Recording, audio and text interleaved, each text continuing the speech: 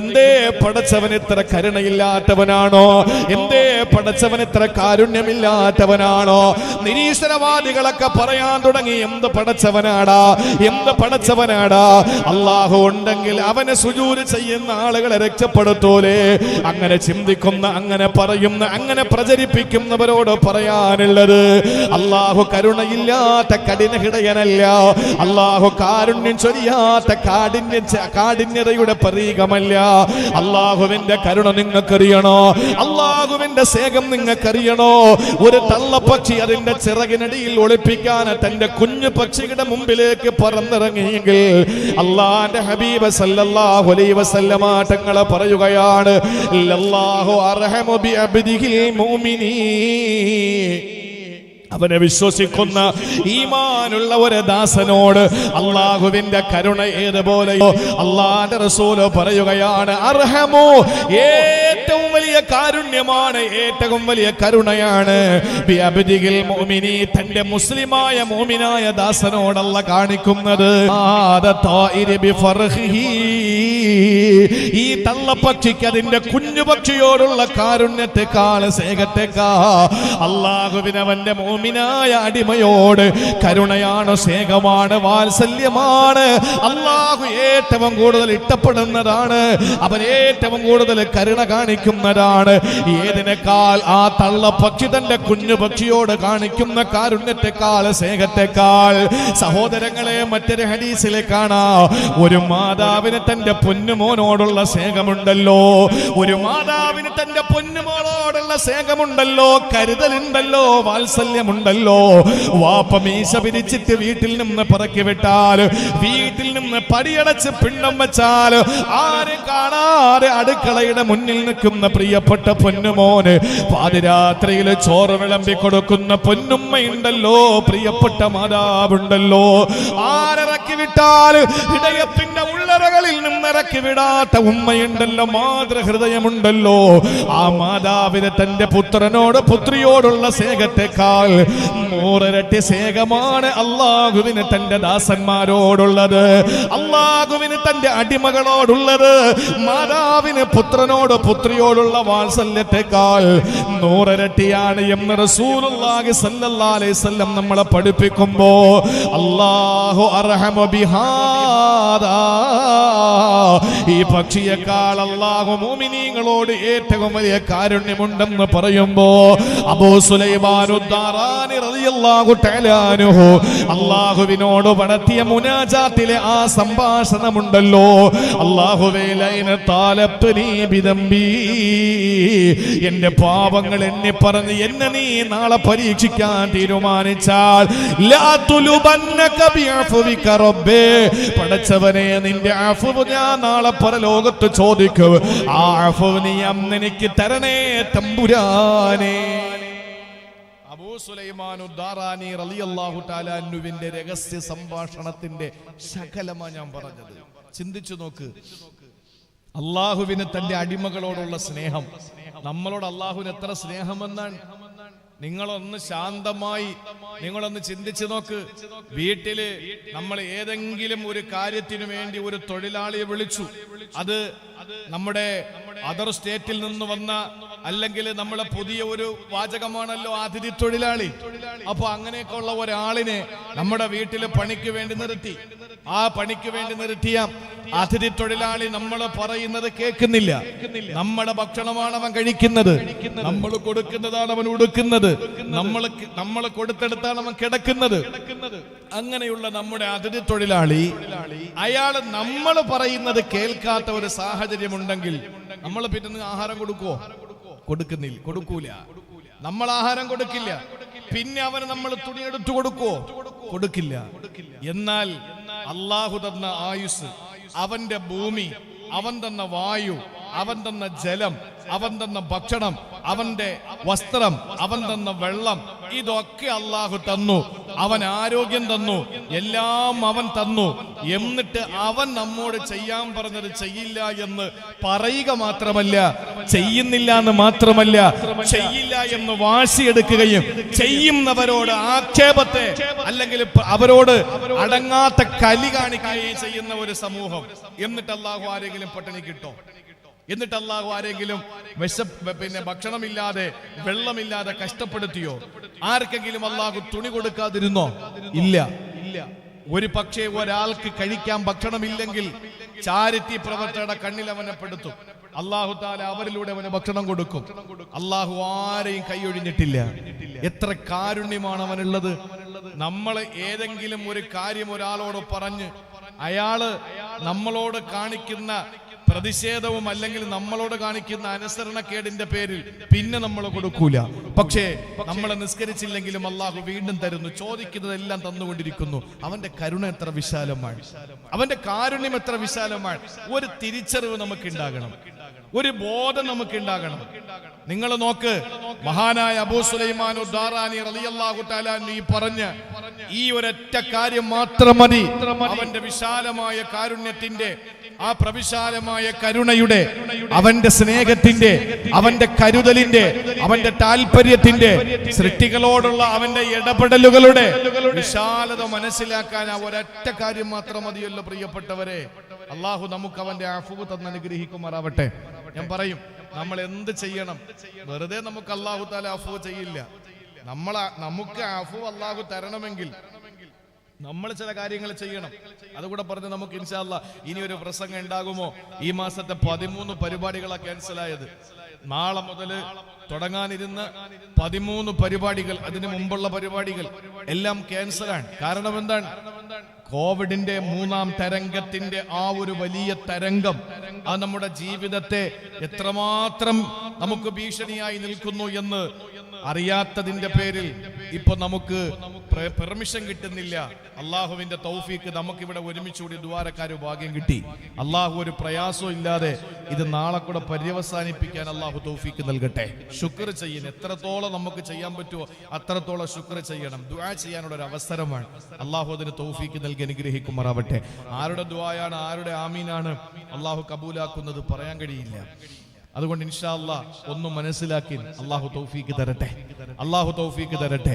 എന്റെ പ്രിയപ്പെട്ട സഹോദരങ്ങളെ, അള്ളാഹുവിന്റെ ഈ അഫുവിനെ മനസ്സിലാക്കാൻ മഹാനായ ഒരു കവി അദ്ദേഹത്തിന്റെ മനസ്സിന്റെ സങ്കടങ്ങൾ മുഴുവനും, മനസ്സിലുള്ള മുഴുവൻ സങ്കടങ്ങളും അള്ളാഹുവിന്റെ മുന്നിൽ നിരത്തിവെക്കുകയാണ്. നിരത്തിവെക്കുമ്പോ അള്ളാഹുവിനോട് അവന്റെ കാരുണ്യത്തെ കൂടുതൽ പുകഴ്ത്തുകയാണ്. നമ്മുടെ ജീവിതത്തിൽ നമ്മൾ എത്ര വലിയ പാപം ചെയ്താലും നമ്മുടെ റബ്ബ്, നമ്മുടെ സ്രഷ്ടാവ് അതൊക്കെ നമുക്ക് പുറത്തു തരും. കാരണം എന്താണ്? നമ്മൾ ഇനി എത്ര വലിയ പാപം ചെയ്താലും, എത്ര വലിയ പാപം ചെയ്താലും ആ പാപത്തിൻ്റെക്കാൾ വിശാലമാണ് അവന്റെ കാരുണ്യം. അതാണ്, നമ്മൾ എത്ര വലിയ പാപം ചെയ്താലും കടലിന്റെ നുരയേക്കാൾ, കടലിലെ പതയേക്കാൾ.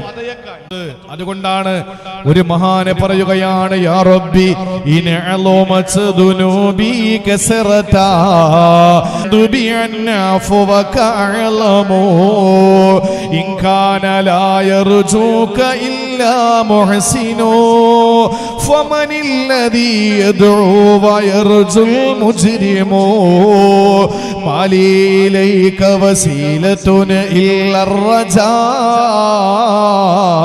ഞാനൊരു പാപിയാണ്, ഞാൻ ജീവിതത്തിൽ ധിക്കാരം ചെയ്തവനാണ്, ഞാൻ നിരവധി പാപങ്ങൾ ചെയ്തിട്ടുണ്ട് തമ്പുരാനെ. പാപത്തിന്റെ കറകളാണ് എന്റെ കരങ്ങളിലുള്ളത്, പാപത്തിന്റെ കറ പുരണ്ട ഹൃദയമാണ് എനിക്കുള്ളത്. ഒക്കെ പടച്ചവനെ, എനിക്ക് നിന്നോട് പറയാനുള്ളത്, യാ റബ്ബി ഇനഅലുമത് ദുനൂബി കസറതാ ഫലഖദ് അലിംതു ബിഅന്ന ഫവക അഅലമു. ഞാൻ ഉഹുദ് മലയോളം പാപം ചെയ്താൽ, പർവ്വത സമാനമായ പാപങ്ങൾ ചെയ്താൽ, മാനം മുട്ട പാപങ്ങൾ ചെയ്താൽ, അല്ലാഹുവേ ഫലഖദ് അലിംതു ബിഅന്ന ഫവക അഅലമു, നിന്റെ അഫുണ്ടല്ലോ, നീ മാപ്പ് കൊടുക്കുന്ന ആ ഒരു സമ്പ്രദായമുണ്ടല്ലോ, അത് എന്റെ പാപങ്ങൾ പാപങ്ങളെക്കാൾ അഴലമാണ് അല്ലാ, അതിനേക്കാൾ മുകളിലാണ് റബ്ബേ, അതിനേക്കാൾ മുകളിലാണ് റബ്ബേ. ഇന്നലെ വരെ പലിശ തിന്നു പോയ മുസ്ലിമേ, ഇന്നലെ വരെ കള്ളു കുടിച്ചു പോയ മുസ്ലിമേ, ഇന്നലെ വരെ ഏതെല്ലാം തിന്മകളിൽ ആറാടിയ മുസ്ലിമേ, അല്ലാഹുവിന്റെ മുന്നിൽ രണ്ട് കരങ്ങൾ ഉയർത്തിയിട്ട് അള്ളാന്റെ മുമ്പിൽ കരഞ്ഞു ദുആ ചെയ്തോ. എന്റെ റബ്ബേ, ജീവിതത്തിന്റെ ഇന്നലകളിൽ പലിശയുടെ കണക്കേ ഉള്ളൂ. ജീവിതത്തിന്റെ കഴിഞ്ഞുപോയ ദിനരാത്രങ്ങളിൽ എനിക്ക് പറയാനുള്ളത് മദ്യപാനത്തിന്റെ കണക്കുകൾ മാത്രമേ ഉള്ളൂ. ഞാൻ കുടിച്ചതിന് കണക്കില്ല അല്ലാ, ഞാൻ മോഷ്ടിച്ചതിന് കണക്കില്ല അല്ലാ, ഞാൻ പലിശ വാങ്ങിയതിന് കണക്കില്ല റബ്ബേ, ഞാൻ ചെയ്തു പോയ അപരാധങ്ങൾക്ക് കണക്കില്ല റബ്ബേ. പക്ഷെ അല്ലാഹുവേ, എനിക്ക് ഒന്നറിയാം, ഫലഖദ് അലിംതു ബിഅന്ന ഫവക അഅലമു, നിന്റെ മാപ്പ്, നീ മാപ്പ് കൊടുക്കുന്നത് ഇതിനേക്കാളൊക്കെ മുകളിലാണല്ലോ, ഇതിനേക്കാളൊക്കെ എത്രയോ വലുതാണ് നിന്റെ അഫവ്. കടലിലെ പറയേക്കാൾ നുരയേക്കാൾ പാപങ്ങൾ ഞാൻ ചെയ്താൽ അതിനേക്കാൾ എത്രയോ ഔസാണ്, അഅലമാണ് നിന്റെ മാപ്പ്, നിന്റെ അഫവ്. അതുകൊണ്ട് പടച്ചവനെ, എനിക്ക് നീ മാപ്പ് തരണമെന്ന് റബ്ബിനോട് പറ. ഇൻകാന ലാ യർജൂക ഇല്ലാ മുഹ്സിനൂ ഫമനില്ലദീ യദ്ഉ വയർജുൽ മുജ്രിമൂ. ഇനി ആളുകൾ പറയുന്നത് പോലെ അല്ലാഹുക്ക് സുജൂദ് ചെയ്യുന്നവന് മാത്രമേ റബ്ബ് പുറത്തു കൊടുക്കോളെങ്കിൽ, നിസ്കാരമുള്ളവന് മാത്രമുള്ള പടച്ചവനാണെങ്കിൽ സങ്കടക്കഥകള് പറയാ, ഹജ്ജിന് പോയവന് മാത്രമേ പടച്ചവന്റെ വാതിൽക്കലെത്താൻ പറ്റോളെങ്കിൽ, സഹോദരങ്ങളെ ചോദിക്കുകയാണ്, ഇവിടെ തിന്മ ചെയ്തവർ ആരുടെ മുമ്പിൽ പോകും? ഇവിടെ കള്ളു കുടിച്ചവൻ ആരുടെ മുന്നിൽ പോകും? ഇവിടെ വ്യഭിചരിച്ചവൻ ആരുടെ മുന്നിൽ പോകും? ഇവിടെ പലിശ വാങ്ങിയവൻ ആരുടെ മുന്നിൽ പോകും? ഇവിടെ നമസ്കാരക്കാർക്ക് മാത്രമാണ് പടച്ചവനെങ്കിൽ, നോമ്പ് പിടിക്കുന്നവന് മാത്രമാണ് പടച്ചവനെങ്കിൽ, സക്കാത്ത് കൊടുക്കുന്നവന് മാത്രമാണ് പടച്ചവനെങ്കിൽ, ഇവിടെ അല്ലാഹുവിന് വേണ്ടി ഖുർആൻ ഓതുന്ന, ദിക്ർ ചൊല്ലുന്ന, തസ്ബീഹ് ചൊല്ലുന്ന, തഹ്ലീൽ ചൊല്ലുന്ന, തഹ്മീദ് ചൊല്ലുന്ന ഇവിടത്തെ സാലിഹീങ്ങളായ ആളുകളെ വിളിച്ചാൽ മാത്രമേ പടച്ചവൻ മറുപടി കൊടുക്കോളെങ്കിൽ, അവർക്ക് മാത്രമേ റബ്ബിന്റെ വാതിൽക്കൽ തുറന്നു കൊടുക്കുകയുള്ളൂ എങ്കിൽ,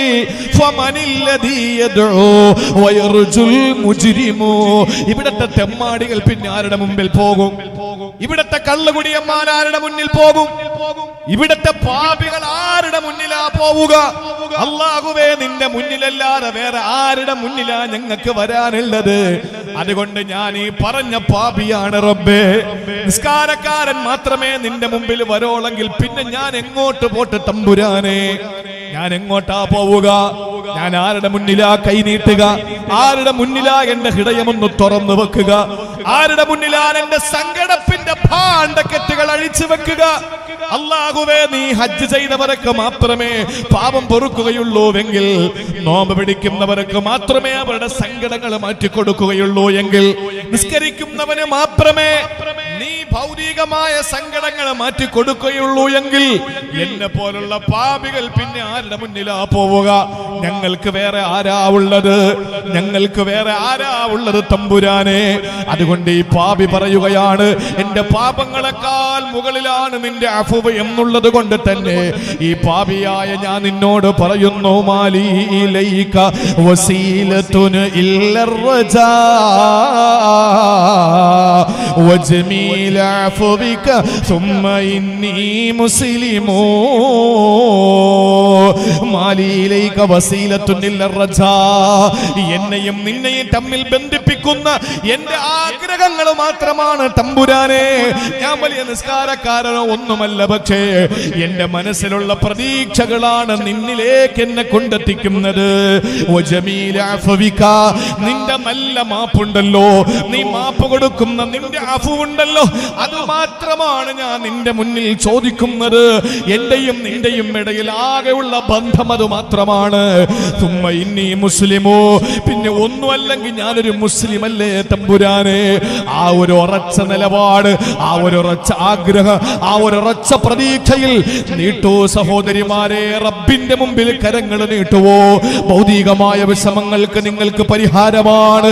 അല്ലാഹു നിങ്ങൾക്ക് ഔദാര്യം ചൊരിയുന്ന, അവന്റെ ഔദാര്യത്തിൽ നിന്ന് നിങ്ങളെ സമ്പൽ സമൃദ്ധിയിലാക്കിയ സംശയമില്ല. രോഗങ്ങൾ കൊണ്ട് ബുദ്ധിമുട്ടുന്നവരുണ്ടോ? നീട്ടുക റബ്ബിനോട് കരങ്ങൾ. ആ കരങ്ങൾ പടച്ച തമ്പുരാ തട്ടിക്കളയില്ല.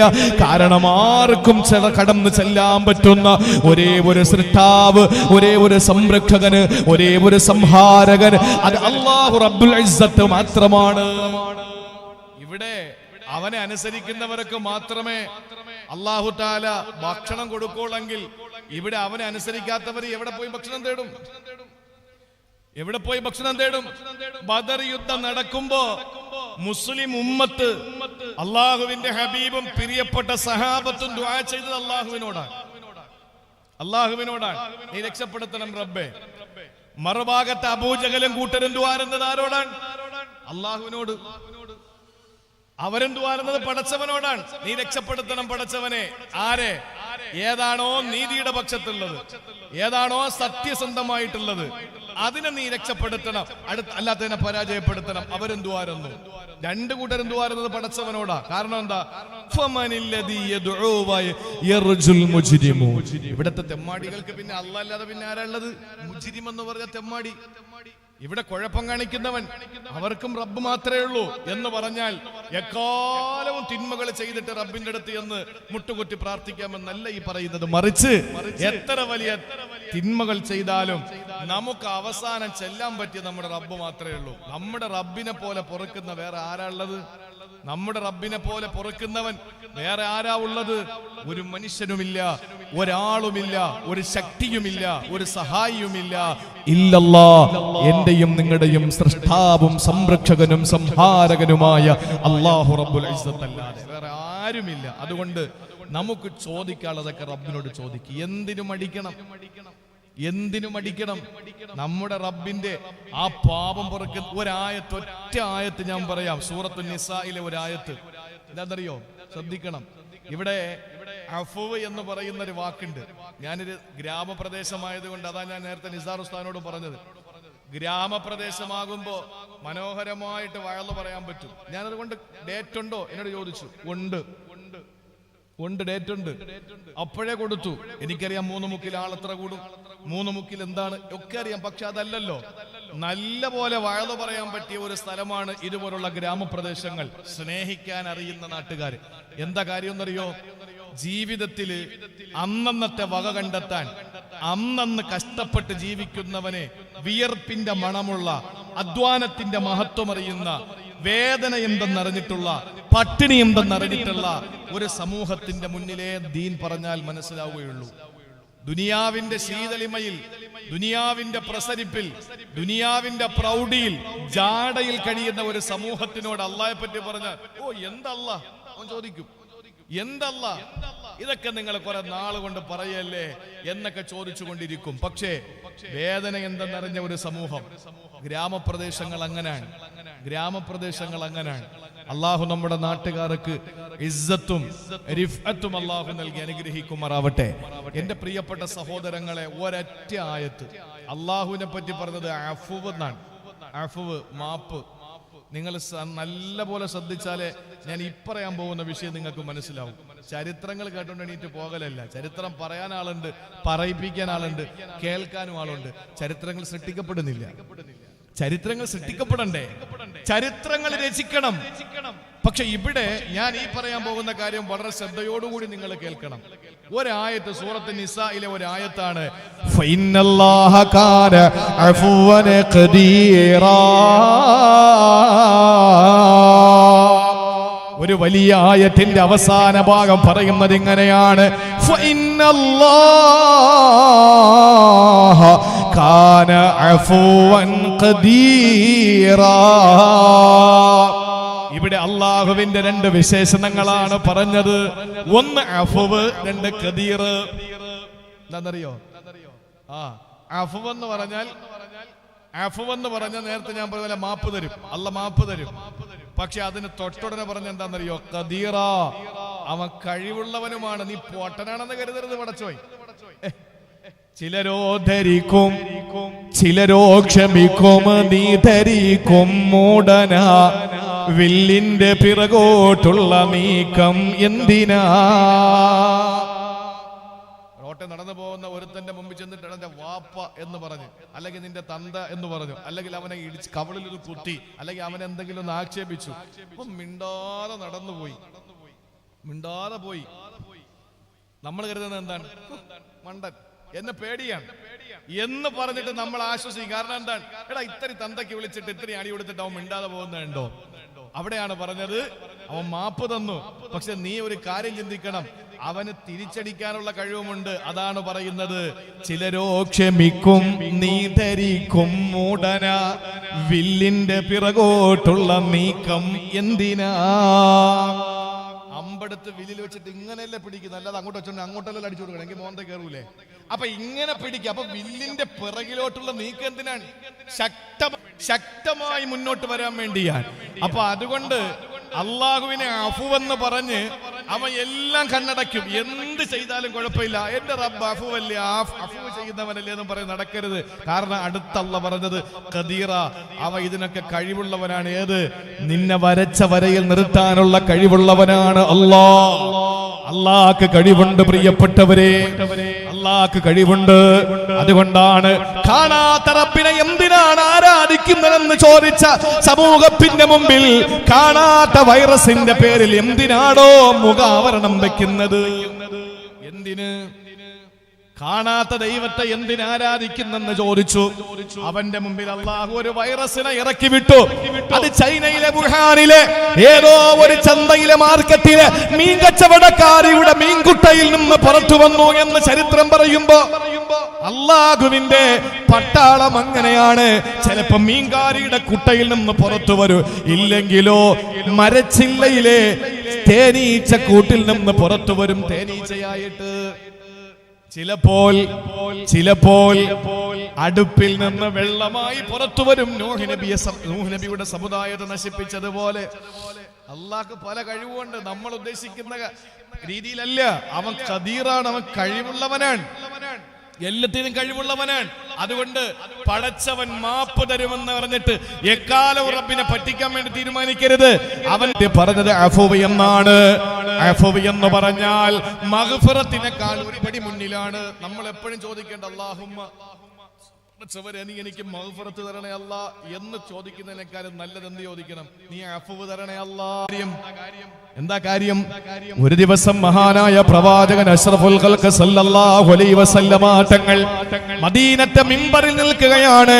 മദീനയുടെ മിമ്പറിൽ കയറി നിൽക്കുമ്പോ തൊട്ടു മുന്നിൽ ആരാ? സഹാബത്തിന്റെ നീണ്ട നിരയാ.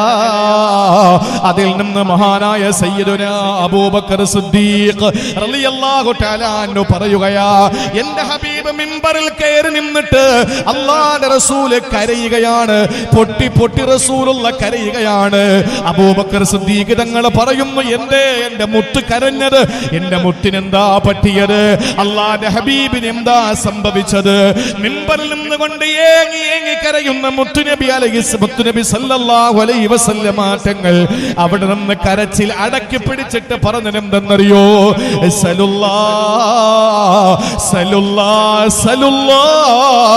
നിങ്ങൾ അല്ലാഹുവിനോട് ചോദിക്കണേ ഉമ്മത്തെ, നിങ്ങൾ അല്ലാഹുവിനോട് ചോദിക്കണേ സഹാബ. എന്താ ചോദിക്കേണ്ടത്? അൽ അഫ്വ വൽ ആഫിയ, അൽ അഫ്വ വൽ ആഫിയ. ഒന്ന് ദുനിയാവിലത്തെ കാര്യം, മറ്റൊന്ന് ആഖിറത്തിലെ കാര്യമാ പറഞ്ഞത്. ദുനിയാവ് വേണ്ട, എനിക്ക് ദുനിയാവ് ഒന്നും വേണ്ട. ഏതാ ഒരു മലമടക്കിൽ ആട്ടിൻപറ്റങ്ങളെ മേയ്ക്കാൻ വേണ്ടി പോകുമെന്ന് പറഞ്ഞ് ഒരു പുത്തൻ ചിന്താഗതി മനസ്സിന്റെ എവിടെയോ കോളിളക്ക് സൃഷ്ടിച്ചപ്പോ, സഹോദരങ്ങളെ, മുസ്ലിം എന്ന് പറഞ്ഞാൽ ഏതെങ്കിലും മലമടക്കിൽ ചെന്ന് കട്ടം ബീഡിയും വലിച്ച് പച്ചക്കുപ്പായവും ധരിച്ചിട്ടിരിക്കുന്നവനല്ല മുസ്ലിം. പിന്നെ ആരാ മുസ്ലിം എന്ന് പറഞ്ഞാൽ? ആനോട്ടുകാവില് ജീവിക്കടാ, എന്നിട്ട് അയൽവാസിയോട് കാരുണ്യം കാണിക്കടാ, എന്നിട്ട് കടമകൾ തീർക്കടാ. ഇന്നലി ഐനികാലൈക ഹഖ, നിന്റെ കണ്ണിനോട് ബാധ്യതയുണ്ട്, രാത്രി കിടന്നുറങ്ങടാ. ഇന്നലി ജസദികാലൈക ഹഖ, നിന്റെ ശരീരത്തോടൊരു ബാധ്യതയുണ്ട്. കോവിഡ് പോലുള്ള മഹാമാരികൾ സൂക്ഷിക്കടാ. ഇന്നലി സൗജിക്കാലേക്ക് ആനോട്ടുകാവ് പള്ളിയിൽ ചെന്ന് പാതിരാത്രി എഴുത്തിക്കാപ്പിരിക്കലല്ല, ഭാര്യയ്ക്ക് നിനക്ക് കൊടുക്കാനുള്ളത് കൊടുക്കടാ, നീ മുസ്ലിമാണ്. ഇന്നലി ഐനിക്കാലേക്ക് ഹക്ക, ഇന്നലി ജസദിക്കാലേക്ക് ഹക്ക, ഇന്നലി സൗജിക്കാലേക്ക് ഹക്ക, ഇന്നലി സൗരിക്കാലേക്ക് ഹക്ക. ആരും കാണാതെ ഏതോ ഒരു പ്രൈവറ്റ് റൂമിനകത്ത് ഇരുന്നിട്ട് ആളുകൾ വരുമ്പോൾ ടോക്കൺ കൊടുത്തിട്ട് ഇപ്പൊ കാണാൻ വലിയ പ്രയാസമാണ്. അദ്ദേഹം അകത്തങ്ങനെ ഇരിക്കുകയാണ്, ഇപ്പൊ അങ്ങോട്ട് കാണാൻ പറ്റൂല. പോടാ, നിന്റെ പണി നോക്കിയിട്ട് എന്റെ റസൂലുള്ളാഹിന്റെ മുമ്പിൽ കടകടഞ്ഞിട്ടില്ലടോ, പിന്നെ നബിതങ്ങളെക്കാളും വലിയ ആളാണോ ഇരിക്കുന്നത്? ഇന്നലെ സൗരിക്കാലേക്ക് ഹക്ക. എന്റെ മുത്തു പറഞ്ഞതെന്താണ്? നിന്നെ കാണാൻ വരുന്ന വിസിറ്റേഴ്സിനോട് നിനക്ക് ബാധ്യതകളുണ്ട്. ആരെങ്കിലും കാണാൻ വരുമ്പോ കഥ കൂടച്ചകത്തിരുന്നിട്ട് അനുയായികൾ പറയുന്നു മൂപ്പരപ്പ കാണാൻ പറ്റൂല. ഓ, അത്രയും വലിയ ആളാ, മൂപ്പരാണോ കോവിഡ്, കാണാൻ പറ്റാത്ത സാധനം. എന്റെ ഹബീബിന്റെ വീട്ടിന്റെ മുമ്പിൽ വാതിൽ അടയ്ക്കപ്പെട്ടിട്ടില്ല, ഏത് സമയത്ത് കടന്നു പോകാം. അതിനേക്കാളും വലിയൊരു ലോകത്ത് നേതാവില്ലല്ലോ. ഇന്നലി സൗരിക്കാലേക്ക് ഹക്ക. നിന്നെ കാണാൻ വരുന്നവരോട് നിനക്ക് ബാധ്യതയുണ്ട്. ഈ ആനോട്ടുകാവിലുള്ള മുസ്ലിമേ, നീ മുസ്ലിമാണോ? നീ സ്വർഗാവകാശിയാണോ നരകാവകാശിയാണോ? ആരാ പറയേണ്ടത്? നിന്റെ വീടിന്റെ അപ്പുറത്ത് താമസിക്കുന്ന ഹിന്ദു, അവൻ പറയണം നീ മുസ്ലിമാണെന്ന്, നീ നല്ലവനാണെന്ന്. അവൻ പറയണം, നബിയെ ഞാൻ മുസ്ലിമാണോ, ഞാൻ സ്വർഗാവകാശിയാണോ? അള്ളാന്റെ ഹബീബ് പറഞ്ഞു, ഞാൻ നല്ലവനാണോ എന്ന് ചോദിച്ചയാളോട് അത് ഞാനല്ല പറയേണ്ടത്, പറയേണ്ടതിന്റെ അയൽവാസിയാണ്. അവൻ നീ നല്ലവനാണെന്ന് പറഞ്ഞ നീ നല്ലവനാണ്. അയൽവാസി മുസ്ലിമാകണമെന്നില്ല. തൊട്ടപ്പുറത്തുള്ള ഹിന്ദു പറയുന്നു നീ നല്ലവനാണ്, എങ്കിൽ നീ നല്ലവനാണ്. അപ്പൊ ജനങ്ങളുടെ ഇടയിൽ താമസിക്കണം, ജനങ്ങളുടെ ഇടയിൽ ജീവിക്കണം. അങ്ങനെ ജീവിക്കുമ്പോഴാണ് യഥാർത്ഥ മുസ്ലിം ആവുക. അപ്പോഴാണ് യഥാർത്ഥ മുസ്ലിം ആവുക. അല്ലാതെ ഏതോ മലമടക്കിൽ പോയിട്ട് കഴിയലല്ല മുസ്ലിം എന്ന് പറഞ്ഞാൽ. ജനങ്ങളോടുള്ള ബാധ്യതകൾ വീട്ടിലാണ് മുസ്ലിം എന്ന് പറഞ്ഞാൽ. എന്റെ പ്രിയപ്പെട്ട സഹോദരങ്ങളെ, അഫ്വ് എന്ന് പറയുന്നത് ഈ മഗ്ഫിറത്ത് എന്ന് പറയുന്നതിനേക്കാൾ മുകളിലാണ്. അതുകൊണ്ടാണ് ദുനിയാവും ആഖിറവും ചോദിക്കാൻ നബി തങ്ങൾ പറഞ്ഞത്. മിമ്പറിൽ നിന്ന് കരഞ്ഞുകൊണ്ട് സിദ്ദീഖുൽ അക്ബർ റളിയല്ലാഹു അൻഹു പറയുന്നു, റസൂലുള്ള മിമ്പറിൽ നിന്ന് കരയുന്നു. ഞങ്ങൾ ശ്രദ്ധിച്ചപ്പോൾ നബി തങ്ങൾ കരച്ചിൽ അടക്കി പിടിച്ചിട്ട് പറയുകയാണ്, സലുല്ലാഹ അൽ അഫ്വ വൽ ആഫിയ. നിങ്ങൾ രണ്ട് കാര്യങ്ങൾ ചോദിക്കണം, ഒന്ന് ദുനിയാവിൻ്റെതാണ്, മറ്റൊന്ന് ആഖിറത്തിൻ്റെതാണ്. ഏതാണ് ദുനിയാവിൻ്റെത് ആഖിറത്തിൻ്റെത്? അൽ അഫ്വ. അല്ലാഹ് രണ്ടാമത് ചോദിക്കേണ്ടത് വൽ ആഫിയ, ഭൗതിക ലോകത്തെ ഈ ദുനിയാവിലെ ശാരീരിക ആരോഗ്യം, ആഫിയത്ത് വേണം, ഉണ്ടെങ്കിൽ ഈ ബാത്തെടുക്കാൻ പറ്റുള്ളൂ. ചോദിക്കാൻ പറഞ്ഞു.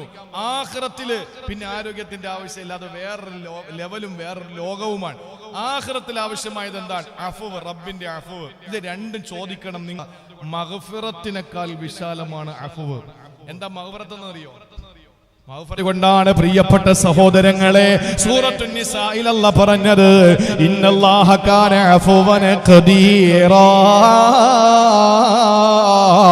അല്ലാഹു അഫ്വാണ്. നിങ്ങൾ ചെയ്ത പാപങ്ങളെ അല്ലാഹു പൊറുക്കുക മാത്രമല്ല, അതിന് അല്ലാഹുവിന്റെ മാലാഖമാരുടെ ഏതിൽ നിന്ന് കർമ്മ പുസ്തകത്തിൽ നിന്ന്, റെക്കോർഡ് പുസ്തകത്തിൽ നിന്ന് തന്നെ അല്ലാഹു ആ ഡയറിയിൽ നിന്ന് തന്നെ നീക്കം ചെയ്യുന്നതാണ്.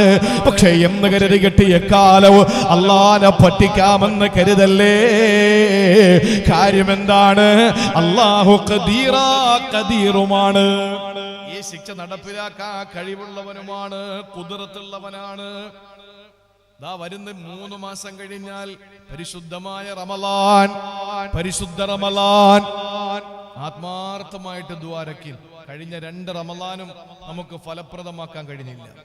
2 റമളാനും ഫലപ്രാപ്തിയിൽ നമുക്ക് എത്താൻ കഴിഞ്ഞില്ല. ഒന്ന് ചിന്തിച്ചു നോക്കി എന്റെ പ്രിയപ്പെട്ട സഹോദരങ്ങളെ, റമളാനിലൊക്കെ എന്തായിരുന്നു നമ്മുടെ പള്ളികൾ? എത്ര ആവേശമായിരുന്നു നമുക്ക്. പള്ളി കഴിഞ്ഞ വർഷം ഭാഗികമായി തുറക്കപ്പെട്ടു, അതിന് മുമ്പിലത്തെ വർഷം പൂർണ്ണമായി അടച്ചിട്ടു. ഈ വർഷം റമളാനിൽ എന്താകുമെന്ന് ഒന്നും അറിയില്ല. അല്ലാഹുവേ, അവന്റെ ഖുദ്റത്ത് കൊണ്ട് നമ്മളെ ഈ അനുഗ്രഹീത റമളാനിലെങ്കിലും ഒന്ന് ചേർത്ത് നിർത്തിയില്ലെങ്കിൽ തലമുറയുടെ കാര്യം വളരെ കഷ്ടമാണ്. ഇന്ന് തന്നെ എന്തിന് പള്ളി, എന്തിന് നോമ്പ്, എന്തിന് ഹജ്ജ് എന്ന് ചോദിക്കുന്ന ഒരു തലത്തിലേക്ക് എത്തപ്പെട്ടു. വളരെ സങ്കടമാണ്, വളരെ വളരെ വളരെ വളരെ വേദനിക്കുന്ന ഒരു അനുഭവമാണ് ഇപ്പോ നമ്മൾ കണ്ടുകൊണ്ടിരിക്കുന്നത്. ചെറുപ്പക്കാരൊക്കെ മാറിപ്പോയി. അവരുടെയൊക്കെ മതത്തിൽ നിന്നവർ ബഹുദൂരം സഞ്ചരിച്ചിരിക്കുന്നു. നന്നാക്കാൻ നോക്കിയാലും നടക്കുന്നില്ല.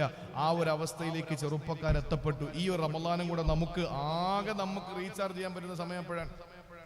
റമളാനാണ്. നമ്മള് റമളാനിലാണ് നമ്മുടെ ചാർജ്. അങ്ങോട്ട് പള്ളി കയറാത്തവനും പള്ളി കയറുന്നത് അപ്പോഴാണ്.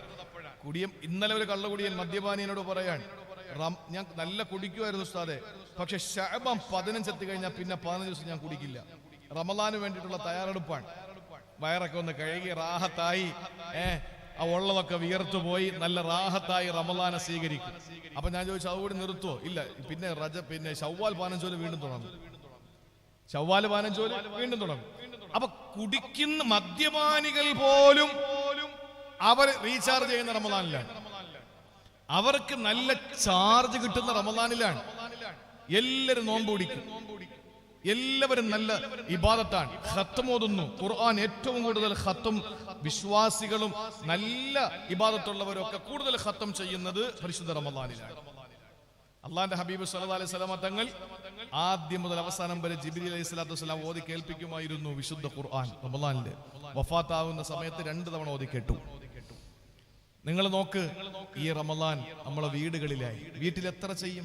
വീട്ടില് സുബഹി നിസ്കരിക്കുന്നത് അല്ലെങ്കിൽ വീട്ടിൽ നിസ്കരിക്കുന്നതൊക്കെ ഉടുത്തുകൊണ്ട് കിടക്കുന്ന മുണ്ടെടുത്തുകൊണ്ടാണ് നിസ്കരിക്കുന്നത്, അല്ലേ? ഉച്ചയ്ക്കും വൈകുന്നേരമൊക്കെ നമ്മൾ വീട്ടിനകത്ത് ഇരിക്കുന്ന കുട്ടികളെ എടുക്കുന്ന, നിലത്തിരിക്കുന്ന, അവിടെ പോകുന്നു ഇവിടെ പോകുന്ന ആ മുണ്ടെടുത്ത് തന്നെ നിസ്കരിക്കുന്നത്. പള്ളിയിലാവുമ്പോഴോ നല്ല വസ്ത്രം ധരിച്ച് നല്ല അത്തർ പൂശി വൊളൂ ചെയ്ത് പരിശുദ്ധമായ നമസ്കാരത്തിന് മുമ്പ് ശേഷമുള്ള റവാത്തിബ് നിസ്കരിച്ച് സുന്നത്ത് നിസ്കരിച്ച് വളരെ സന്തോഷത്തോടു കൂടി എല്ലാവരും ഒക്കെ കണ്ട് മക്കളെ ചുമരി റാഹത്തായിട്ടുള്ള ഒരു അവസ്ഥയാണ് പരിശുദ്ധമായ പള്ളികളിലുള്ളത്. റമളാനിൽ നമ്മൾ വീടുകളിലായി കഴിഞ്ഞാൽ ആകെ ഒരു സങ്കടം തന്നെയാണ് നമുക്കുള്ളത്. അതുകൊണ്ട് എൻ്റെ സഹോദരിമാരോട് പറയുന്നത്, നിങ്ങൾ ആത്മാർത്ഥമായി ദുആരക്കിൻ. അള്ളാഹു നമുക്ക് ഈ റമളാനിലെങ്കിലും പൂർണ്ണമായി ഇബാദത്ത് എടുക്കാൻ അള്ളാഹു തൗഫീക്ക് തരട്ടെ. എന്താ കാര്യങ്ങളൊന്നും പറയാൻ പറ്റുന്നില്ല, മനസ്സിലാവുന്നില്ല. ഏതായിരുന്നാലും ഒരു നല്ല അവസ്ഥ തന്നെ പടച്ച തമ്പുരാൻ നമുക്ക് തരട്ടെ. ഈ റമളാനിൽ കടന്നു വന്നാൽ റമളാനിൽ നമ്മൾ ഏറ്റവും കൂടുതൽ പ്രതീക്ഷിക്കുന്നത് ഒരു രാവാണ്. ഏത് രാവ്? 27 രാവാണ്. 27 രാവ് ചോറ് വയ്ക്കുന്ന ദിവസം ലൈലത്തുൽ ഖദറിന്റെ രാവ്. അത് 27 അല്ല, 27 അഭിപ്രായങ്ങൾ പലതുള്ളതിൽ ഒരഭിപ്രായം മാത്രം. എന്നാൽ ഞാൻ മനസ്സിലാക്കിയെടുത്തോളം ബലഹീനമായ അഭിപ്രായങ്ങളിൽ വളരെ പ്രാധാന്യമുള്ളത് 27 രാവെന്ന്. 21 രാവിൽ പ്രതീക്ഷിക്കാം, 23 പ്രതീക്ഷിക്കാം, 25 പ്രതീക്ഷിക്കാം, 27 പ്രതീക്ഷിക്കാം. എന്താ 27 മാത്രം എത്ര പ്രാധാന്യം എന്നറിയോ? 29 ഒരാർക്കും പിടിച്ചിരിക്കാൻ പറ്റില്ല. കാരണം ഈ നോമ്പ് 28 മുതൽ അങ്ങോട്ട് തുടങ്ങുക നമ്മുടെ പർച്ചേസ്. അപ്പൊ അതുകൊണ്ട് തന്നെ 27 ഒന്നിട്ട് ഹയാത്താക്കി തീർക്കണം. ഒന്ന്. രണ്ടാമത് ഖത്ം ഓതുന്ന പള്ളികളിലൊക്കെ കൈമടക്ക് കൊടുത്ത് വിടേണ്ട സമയമാണ് 27. മറ്റൊന്ന്, ഈ 27 രാവിന്റെ പ്രത്യേകതയായി മനസ്സിലാക്കുന്നത് പണ്ട് കാലം മുതൽ തന്നെ 27 രാവ് അങ്ങനെ ഒരു പബ്ലിസിറ്റി കിട്ടിപ്പോയി. പക്ഷേ നമ്മൾ അറിയണം, 27 രാവ് ഹയാത്താക്കിയിട്ട് നമ്മളെ വീട്ടിൽ പോയിട്ട് പിന്നെ നമ്മൾ അലംഭാവത്തോടെ ജീവിക്കുമ്പോൾ ഏറ്റവും കൂടുതൽ പ്രതീക്ഷിക്കപ്പെടുന്ന, ഏറ്റവും കൂടുതൽ സാധ്യതയുള്ള 29 രാവ് വരുന്നുണ്ട്. അതാരും ശ്രദ്ധിക്കൂല. ലൈലത്തുൽ ഖദർ നമ്മൾ പറയുന്നത് എന്താ? നമ്മൾ അന്ന് സ്വാഭാവികമായിട്ട് നമ്മൾ അന്ന് ലൈലത്തുൽ ഖദർ ആക്കിയിരിക്കും. നമ്മൾ പറയും, ഇന്ന് ഒരു ഇല അനങ്ങിയിട്ടില്ല, ഒരു പട്ടി കുരച്ചിട്ടില്ല, നല്ല രസമായിരുന്നു, AC പോലെയായിരുന്നു അന്തരീക്ഷം എന്നൊക്കെ നമ്മൾ പറയും. ചൂട് കാരണം നിൽക്കാൻ ഉണ്ടാവൂല അന്ന്. പക്ഷെ എന്നാലും നമ്മൾ പറയും, നമ്മൾ നിർവൃതി അടയാൻ ഇന്നായിരുന്നു ലൈലത്തുൽ ഖദർ എന്ന് പറഞ്ഞിട്ട്. എന്നും ആവട്ടെ, ഇതെന്നാണെന്ന് അറിയാത്തത് കൊണ്ടാണ് അവസാനത്തെ 3-ാമത്തെ 10 നമ്മൾ ഒരു ദുആ അധികം ചൊല്ലാറുണ്ട്. അതേതാ? നമ്മൾ സാധാരണ ഈ റമളാനില് അശ്ഹദു അല്ലാ ഇലാഹ ഇല്ലല്ലാഹ് അസ്തഗ്ഫിറുല്ലാഹ് അസ്അലുക്കൽ ജന്ന വഅഊദു ബിക മിനന്നാർ. ആദ്യത്തെ 10 അല്ലാഹുമ്മ റഹംനി യാ അർഹമർ റഹീമീൻ.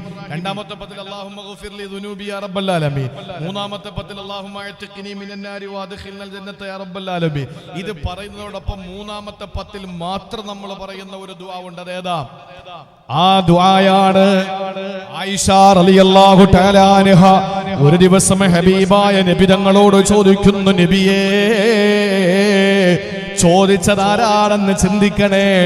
പള്ളിയിൽ വരുന്നവർക്ക് മാത്രമല്ല ഈ വിഷയമുള്ളത്, വീട്ടിലിരിക്കുന്നവർക്കും 27-ാം രാവായാലും 21-ാം രാവായാലും 23-ആയാലും 5-ആയാലും 9-ആയാലും ലൈലത്തുൽ ഖദർ ഏറ്റവും കൂടുതൽ പ്രതീക്ഷിക്കപ്പെടുന്ന രാവുകൾ ഹയാത്താക്കേണ്ടത് പള്ളിയിൽ വരുന്നവര് മാത്രമല്ല, വീടുകളിൽ കഴിയുന്നവർ കൂടിയാ. കാരണം ഈ ഏറ്റവും സുപ്രധാനമായ ചോദ്യം ചോദിച്ചത് പള്ളിയിൽ വരുന്ന അബൂബക്കർ എന്ന വാപ്പയല്ല, ഉമർ എന്ന് പറയുന്ന വാപ്പാന്റെ കൂട്ടുകാരനല്ല, ഉസ്മാൻ ബിൻ അഫ്ഫാൻ എന്ന് പറയുന്ന വാപ്പാന്റെ മറ്റൊരു കൂട്ടുകാരനല്ല. ആരായി സംശയം ചോദിച്ചതെന്നറിയോ? അബൂബക്കറിന്റെ പൊന്ന് അറിയില്ലല്ലോ എന്നാണെന്ന്. അള്ളാന്റെ തിരുദൂതരെ എന്നാണെന്ന് അറിയില്ല, പക്ഷേ ഈ ലൈലത്തുൽ ഖദർ പ്രതീക്ഷിക്കപ്പെടുന്ന ആ രാവിൽ ഞാൻ എന്താ പറയേണ്ടത് നബിയെ? ചോദിച്ചത് വീട്ടിലിരിക്കുന്ന ഭാര്യയാണ് ചോദിച്ചത് എന്ന് പറഞ്ഞാൽ ആനോട്ടുകാവ് പള്ളിയിലുള്ള ആണുങ്ങൾക്ക് മാത്രമല്ല ബാധകമാകുന്നത്.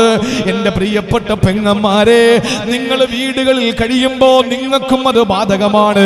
ആയിഷ ബീവി എന്ന നിങ്ങളുടെ പ്രതിനിധിയാണ് ചോദിച്ചത്, ഈ പരിശുദ്ധമായ ലൈലത്തുൽ ഖദർ പ്രതീക്ഷിക്കുന്ന രാവിൽ ഞാൻ എന്താണ് പറയേണ്ടത് നബിയെ, ഒന്ന് പഠിപ്പിച്ചു തരുവോ? ആയിഷ നീ പറയണേ, അല്ലാഹുമ്മ ഇന്നക അഫ്വുൻ തുഹിബ്ബുൽ അഫ്വ ഫഅഫു അന്നി. അല്ലാഹുമ്മ ഇന്നക അഫ്വുൻ തുഹിബ്ബുൽ അഫ്വ ഫഅഫു അന്നി. ഈ പ്രയാസമുള്ളതൊന്നുമല്ല, നിങ്ങൾ പഠിക്കുക. അല്ലാഹുമ്മ ഇന്നക അഫ്വുൻ തുഹിബ്ബുൽ അഫ്വ ഫഅഫു അന്നി. നീ മാപ്പ് കൊടുക്കുന്നവനെന്നല്ല, നീ മാപ്പ് തന്നെയാണ്. നീ മാപ്പാണ് എന്ന് പറഞ്ഞാൽ മാപ്പ് കൊടുത്തു കൊടുത്തു കൊടുത്തു കൊടുത്ത് നീ തന്നെ അങ്ങ് മാപ്പായി. ഞങ്ങൾക്ക് മാപ്പ് തരണേ അല്ലാ. ഈ പരിശുദ്ധമായ ഈ ദുആ എഴുതി വെച്ച് പഠിച്ചോ. എന്നിട്ട് 27-ാം രാവിലെ മാത്രമല്ല മുസ്ലിമേ, പരിശുദ്ധമായ റമളാൻ മാസത്തിലെ അവസാനത്തെ 10-ൽ ലൈലത്തുൽ ഖദർ പ്രതീക്ഷിക്കപ്പെടുന്ന ഏത് രാവായാലും ആ രാവിലെ നമ്മൾ പറയണേ, അല്ലാഹുമ്മ ഇന്നക അഫ്വുൻ തുഹിബ്ബുൽ അഫ്വ ഫഅഫു അന്നി. പടച്ചവനെ നീ മാപ്പ് കൊടുക്കുന്നവനാണ്, മാപ്പ് ഇഷ്ടപ്പെടുന്നവനാണ്. അതുകൊണ്ട് എനിക്കും നീ മാപ്പ് തരണേ അല്ലാ. ഒരു നിമിഷം ഒന്ന് ചിന്തിക്കണേ, ഈ സംഭവം വെറുതെ കേട്ടുകളയാനുള്ളതല്ല. ഒരു മനുഷ്യന്റെ ജീവിതത്തിലെ ഏറ്റവും വലിയ രാവേതാണ്. അവന്റെ കല്യാണത്തിന്റെ രാവല്ല, അവന്റെ പ്രിയപ്പെട്ട മകൻ ജനിച്ച രാവല്ല, അവൻ ഏതെങ്കിലും ഇഷ്ടപ്പെട്ട തന്റെ പ്രിയപ്പെട്ടവരുടെ ഏതെങ്കിലും ബർത്ത്ഡേയുടെ രാവല്ല. പിന്നെയോ ഒരു മനുഷ്യന്റെ ജീവിതത്തിലെ ഏറ്റവും പ്രധാനപ്പെട്ട രാവേതാണ്, അത് ലൈലത്തുൽ ഖദറാണ്. അങ്ങനെയുണ്ട്, എല്ലാ രാത്രിയും ഒരുപോലെയല്ല. ഈ രാത്രിക്ക് അപ്പുറം ഒരു നല്ല രാത്രി ദിവസം, അതിന് അത്രയും പ്രാധാന്യമുണ്ട്. അതുകൊണ്ടാണ് ഹബീബായ നബി സല്ലല്ലാഹു അലൈഹി വസല്ലമ തങ്ങൾ പറഞ്ഞത്.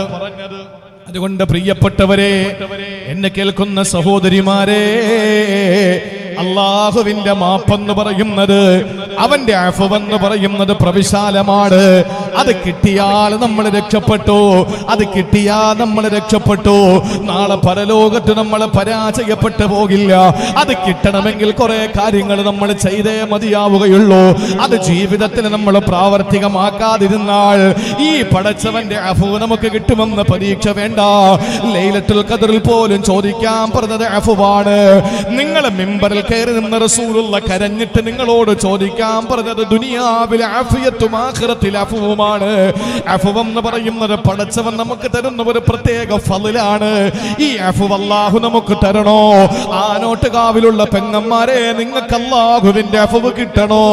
നിങ്ങൾക്ക് അല്ലാഹുവിന്റെ മാപ്പെന്ന് പറയുന്ന അഫ്വ് എന്ന് പറയുന്ന പ്രവിശാലമായ ആ അനുഗ്രഹം നിങ്ങൾക്ക് കിട്ടണോ? എനിക്ക് കിട്ടണോ? അതിനെന്താ വേണ്ടതെന്നറിയോ? അബൂ മാജിദ് റളിയല്ലാഹു തആല അൻഹു പറയുകയാണ്, ഞാൻ ഒരിക്കൽ അബ്ദുല്ലാഹി ഇബ്നു മസ്ഊദ് റളിയല്ലാഹു അൻഹുവിന്റെ മുമ്പിൽ ഇരിക്കുകയാ. അബൂ മാജിദ് റളിയല്ലാഹു തആല അൻഹു, അദ്ദേഹത്തിന്റെ പേര് ഹനഫി എന്നാണ്. ഈ ഹനഫി എന്ന പേരുള്ള അബൂ മാജിദ് എന്ന് വിളിക്കുന്ന ഒരു മഹാനായ സഹാബി വര്യന് അബ്ദുല്ലാഹി ഇബ്നു മസ്ഊദ് റളിയല്ലാഹു അൻഹുവിന്റെ അടുക്കൽ ഇരിക്കുമ്പോ ഇബ്നു മസ്ഊദ് റളിയല്ലാഹു അൻഹു പറഞ്ഞത്രേ, ഞാൻ ഇന്ന് ഓർക്കുന്നത് ഒരു സംഭവമാണ്. അദ്ദേഹത്തോട് ചോദിച്ചു, എന്താ ഇബ്നു മസ്ഊദ് തങ്ങളെ നിങ്ങൾ ഓർക്കുന്നത് ഇത്രയും വലിയ ഗൗരവമുള്ള ഓർമ്മ എന്താ? ആ സമയത്ത് ഇബ്നു മസ്ഊദ് റളിയല്ലാഹു അൻഹു അദ്ദേഹത്തിന് പറഞ്ഞു കൊടുക്കുകയാ. എന്താണെന്നല്ലേ, മഹാനായ അബ്ദുല്ലാഹി ഇബ്നു മസ്ഊദ് റളിയല്ലാഹു അൻഹു പറയുകയാണ്, റസൂലുള്ളാഹിന്റെ മുന്നിൽ ആദ്യമായി മോഷണം കുറ്റം ചെയ്യപ്പെട്ട, മോഷണത്തിന്റെ പേരിൽ ശിക്ഷ വിധിക്കപ്പെട്ട, കൈ ഛേദിക്കപ്പെടുന്ന ആദ്യത്തെ സംഭവം കൊണ്ടുവരികയാണ്. ആദ്യമായിട്ട് കൈ ഛേദിക്കപ്പെടുന്നത്, ആദ്യമായി കൈ മുറിച്ച് കളയുന്ന ആ സംഭവമാണ് റസൂലുള്ളാഹിന്റെ മുന്നിൽ കൊണ്ടുവന്നപ്പോൾ ഞാൻ ഹബീബായ നബി തങ്ങളുടെ മുഖത്തേക്ക് ഇങ്ങനെ നോക്കി. ആ സമയത്ത് റസൂലുള്ളാഹി വലിയ ദുഃഖിതനായിരുന്നു, ഖിന്നനായിരുന്നു. ഹബീബായ നബി തങ്ങളുടെ മുഖത്ത് വല്ലാത്ത വിഷമം തളം കെട്ടി നിൽക്കുകയാണ്, വിഷാദം തളം കെട്ടി നിൽക്കുകയാണ്. എല്ലാവരും നോക്കി നിൽക്കുമ്പോ റസൂലുള്ളാഹി അവിടെ ശിക്ഷ നടപ്പിലാക്കുന്നു, അവന്റെ കൈ മുറിച്ച് കളഞ്ഞു. എന്നിട്ട് എല്ലാവരും പോയപ്പോൾ ഇബ്നു മസ്ഊദ് തങ്ങൾ പറയുകയാണ്, ഞാൻ പതുക്കെ പതുക്കെ ഇലാ ഹദറത്തി റസൂലില്ലാഹ്, ഹബീബായ നബി തങ്ങളുടെ ചാരത്തേക്ക് ചെന്നിട്ട് ചോദിച്ചു, യാ റസൂലല്ലാഹ്, അല്ലാഹുവിന്റെ ഹബീബേ, അല്ലാഹുവിന്റെ പ്രവാചകരെ, അങ്ങയുടെ മുഖത്ത് വലിയ സങ്കടം ഞാൻ കാണുന്നല്ലോ. എന്തേ ഈ ശിക്ഷ നടപ്പിലാക്കിയത് അങ്ങക്ക് ഇഷ്ടമല്ലേ? അങ്ങക്ക് ഇഷ്ടമായില്ലേ? ആ സമയത്താണ് റസൂലുള്ള എന്നോട് പറഞ്ഞു, എന്താണെന്നറിയോ, ലാ തകൂനൂ ഇഖ്വാനൽ ലിശയാത്തീൻ, നിങ്ങൾ ശൈത്താന്റെ ആളുകളായി മാറല്ലേ. ഒരു മനുഷ്യനെ ന്യായാധിപന്റെ മുമ്പിൽ കൊണ്ടുവന്നാൽ അവനെ ശിക്ഷിക്കലല്ലാതെ നിവർത്തിയില്ല. നിങ്ങൾക്ക് മാപ്പ് കൊടുത്തുകൂടായിരുന്നോ? എന്തിനാ എന്റെ മുന്നിൽ കൊണ്ടുവന്നത്? റസൂലുള്ളാഹി ഏതോ ഒരു വർഗീയതയുടെ നിറം ചാർത്തിയിട്ട് നമ്മുടെ റസൂല് ഭീകരതയുടെ പര്യായമാണെന്ന് പഠിപ്പിക്കുമ്പോ, മോഷണം കുറ്റം ചെയ്തതിന്റെ പേരിൽ കൈ ഛേദിക്കപ്പെട്ട ഒരു മനുഷ്യന്റെ ആ കൈ ഛേദിക്കുക എന്ന കൃത്യം നിർവഹിക്കുന്ന ഘട്ടത്തിൽ നബി തങ്ങളുടെ മുഖത്ത് കണ്ട വിഷാദം, അത് പിന്നീട് കണ്ടെന്ന സഹാബി ചോദിച്ചപ്പോ പറയുകയാണ്, എനിക്ക് സഹിക്കാൻ പറ്റുന്നില്ല. നിങ്ങൾ എന്തിനാണ് ആ പാവത്തിനെ എന്റെ മുന്നിൽ കൊണ്ടുവന്നത്? നിങ്ങൾക്ക് കൊണ്ടുവരാതിരുന്നൂടെ? കൊണ്ടുവന്നാൽ ന്യായാധിപന്റെ മുമ്പിൽ കൊണ്ടുവന്നാൽ ശിക്ഷ നടപ്പിലാക്കാതെ നിവർത്തിയില്ലല്ലോ. നിങ്ങൾ എന്ത് ചെയ്യണമായിരുന്നു? ഇന്നല്ലാഹ അഫ്വുൻ യുഹിബ്ബുൽ അഫ്വ, അല്ലാഹു അഫ്വിനെ ഇഷ്ടപ്പെടുന്നുണ്ട്. അതുകൊണ്ട് അല്ലാഹു അഫ്വിനെ ഇഷ്ടപ്പെടുന്ന സ്ഥിതിക്ക് നിങ്ങൾക്കും അങ്ങ് മാപ്പ് കൊടുത്തുകൂടായിരുന്നോ? നിങ്ങൾക്കങ്ങ് പൊരുത്തപ്പെട്ടുകൂടായിരുന്നോ? എന്തിനാണ് എന്റെ മുന്നിൽ കൊണ്ടുവന്നത്? ഞാൻ എന്റെ മുന്നിൽ കൊണ്ടുവന്ന ഒരു കുറ്റവാളിയെ ശിക്ഷിക്കാതെ വിടുന്നത് ഭൂഷണമല്ലല്ലോ എന്ന് പറഞ്ഞിട്ട് ഹബീബായ നബി തങ്ങൾ ഓതിക്കൊടുത്ത ആയത്തേതാ? അത് സൂറത്തുൻ നൂറിലെ ഒരു ആയത്താണ്. അതാണ് ഞാൻ ആമുഖമായി തബറുക്കിന് വേണ്ടി ഓതിയത്. നബി തങ്ങൾ ഓതുകയാണ്, വൽയഅഫു വൽയസ്ഫഹു അലാ തുഹിബ്ബൂന